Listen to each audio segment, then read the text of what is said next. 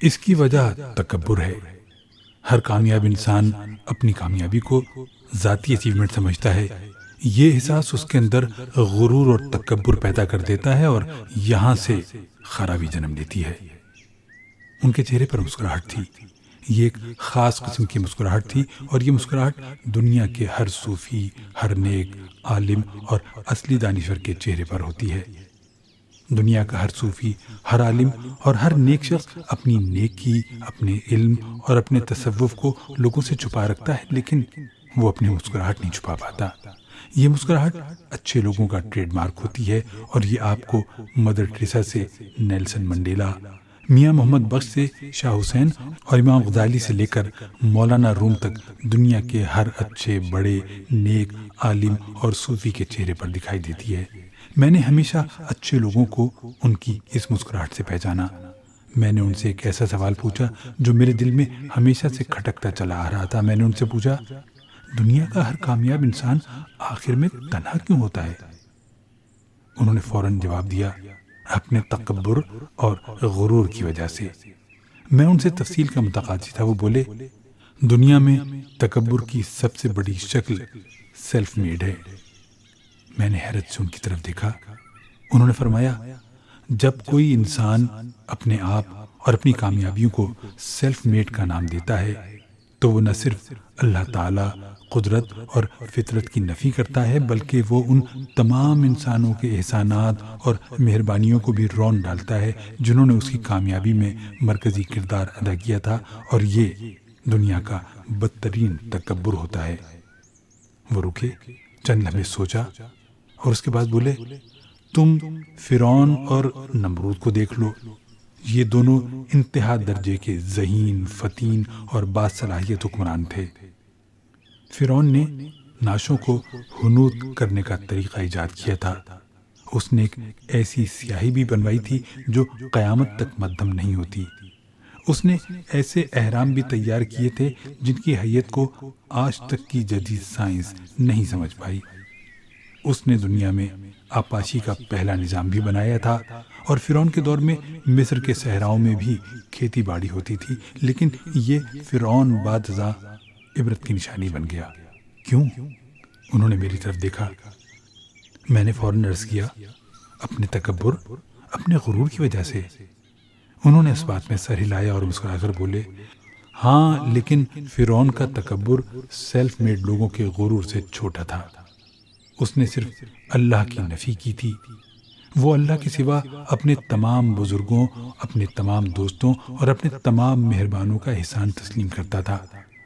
وہ اپنے استادوں کو دربار میں خصوصی جگہ دیتا تھا، اور وہ اپنی بیویوں کا اتنا احترام کرتا تھا کہ اس نے اپنی اہلیہ محترمہ کے کہنے پر حضرت موسیٰ کو گود لے لیا تھا۔ وہ رکے اور دوبارہ بولے، تم نمرود کو دیکھو۔ نمرود نے کھیتی باڑی کے جدید طریقے ایجاد کرائے تھے۔ اس نے دنیا میں پہلی بار زمین کو یونٹوں میں تقسیم کیا تھا۔ اس نے اونچی عمارتیں بنوائی تھیں۔ اس نے شہروں میں فوارے لگوائے تھے۔ اس نے دنیا میں پہلی بار درخت کاٹنے کی سزا تجویز کی تھی۔ وہ دنیا کا پہلا بادشاہ تھا جس کے ملک سے غربت اور بے روزگاری ختم ہو گئی تھی، اور جس کی رعایا کا ہر فرد خوشحال اور مطمئن تھا۔ لیکن پھر یہ بادشاہ بھی اللہ کے عذاب کا شکار ہوا۔ کیوں؟ میں نے فوراً عرض کیا، غرور کی وجہ سے۔ انہوں نے اس بات میں سر ہلایا اور بولے، ہاں، وہ اللہ کے وجود کی نفی کا مرتکب ہوا تھا، اور یہ اس کا واحد جرم تھا، جبکہ عام زندگی میں وہ ایک اچھا انسان اور شاندار بادشاہ تھا۔ وہ مہمان نواز تھا۔ وہ شائستگی کو ہاتھ سے نہیں جانے دیتا تھا۔ اس نے اپنے دربار میں دنیا جہان کے عالم اور ماہرین جمع کر رکھے تھے۔ وہ بہادری اور شجاعت میں یکتا تھا۔ وہ اپنے دوست، احباب، ماں باپ اور عزیز رشتہ داروں کا بھی احترام کرتا تھا۔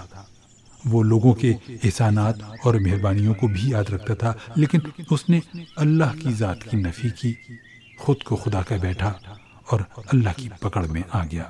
وہ رک گئے، چند لمحے سوچتے رہے اور اس کے بعد بولے، فرعون اور نمرود نے صرف اللہ کی ذات میں برابری کی تھی، جبکہ خود کو سیلف میڈ کہنے والا شخص نعوذ باللہ نہ صرف اس سے برتری کا دعویٰ کرتا ہے بلکہ وہ دنیا بھر کے ان لوگوں کے احسانات کو بھی فراموش کر دیتا ہے جنہوں نے اس کی کامیابی میں کلیدی کردار ادا کیا۔ چنانچہ یہ شخص فرعون اور نمرود کے مقابلے میں بھی کئی گنا بڑے غرور اور تکبر کا مظاہرہ کرتا ہے، لہذا یہ آخر میں اللہ کی پکڑ میں آ جاتا ہے اور اللہ تعالیٰ اس پر تنہائی کا عذاب نازل فرما دیتا ہے۔ وہ رکے، انہوں نے ایک لمبا سانس لیا اور دوبارہ بولے، انسان مجلسی جانور ہے، انسان کا محتاج ہے۔ ہم سب اپنے جیسے لوگوں میں بیٹھنا چاہتے ہیں، ان کے ساتھ گپ شپ کرنا چاہتے ہیں، ان کے ساتھ اپنے جذبات شیئر کرنا چاہتے ہیں۔ ہمارے لیے سب سے بڑی سزا تنہائی ہوتی ہے، اسی لیے قید تنہائی کو دنیا میں سب سے سنگین سزا قرار دیا گیا۔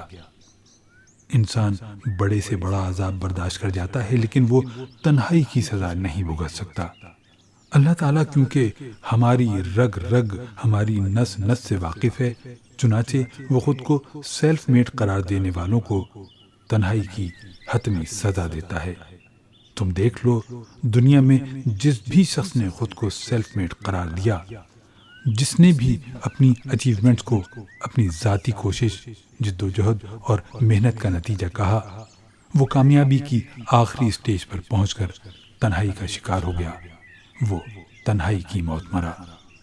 وہ خاموش ہو گئے۔ میں چند لمحے انہیں دیکھتا رہا۔ جب خاموشی کا وقفہ طویل ہو گیا تو میں نے عرض کیا، ہمیں سیلف میڈ کی بجائے کیا کہنا چاہیے؟ وہ فوراً بولے، اللہ میڈ۔ وہ چند لمحے مجھے دیکھتے رہے اور اس کے بعد بولے، کامیاب اور کامران لوگوں پر اللہ کا خصوصی کرم ہوتا ہے۔ اللہ ان کو کروڑوں اربوں لوگوں میں سے کامیابی کے لیے خصوصی طور پر چنتا ہے، انہیں ویژن اور آئیڈیاز دیتا ہے، ان کو محنت کرنے کی طاقت دیتا ہے، انہیں دوسرے انسانوں کے مقابلے میں زیادہ توانائی بخشتا ہے، ان کے آگے بڑھنے کے خصوصی مواقع پیدا کرتا ہے، ان کے لیے کامیابی کے راستے کھولتا ہے، معاشرے کے بااثر اور اہم لوگوں کے دلوں میں ان کے لیے محبت اور ہمدردی پیدا کرتا ہے، اور آخر میں تمام لوگوں کو حکم دیتا ہے وہ ان لوگوں کو کامیاب تسلیم کریں، وہ اپنی نشستوں سے اٹھ کر ان کے لیے تالی بجائیں۔